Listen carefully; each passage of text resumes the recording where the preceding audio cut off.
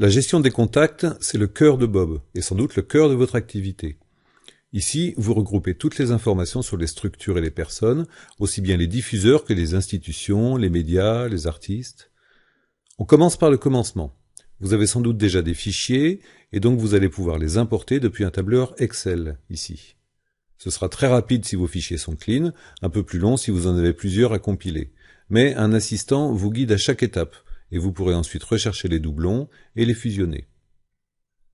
Évidemment, saisir les nouvelles structures ou les nouvelles personnes. Ça se fait vite, et votre contact est tout de suite géolocalisé.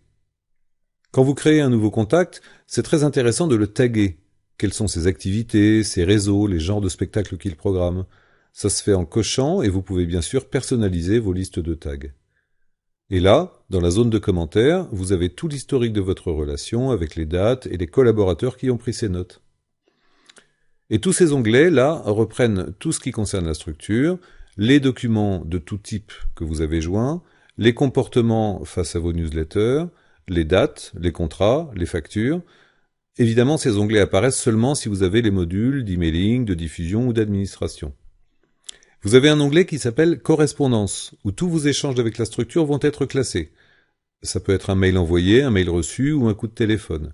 C'est ici, par exemple, que vous notez vos relances, qui apparaîtront à la bonne date sur le bureau, c'est-à-dire l'écran d'ouverture de Bob. Et dès que c'est fait, ça disparaît des choses à faire, logique. Passons à la recherche. Vous en avez deux types. Une recherche rapide, pour chercher un contact en particulier, et une recherche avancée, pour établir des listes de prospection ou de diffusion.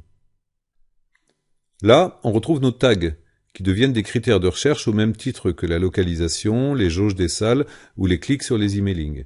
Ça vous permet d'établir des listes hyper ciblées et si besoin de les enregistrer.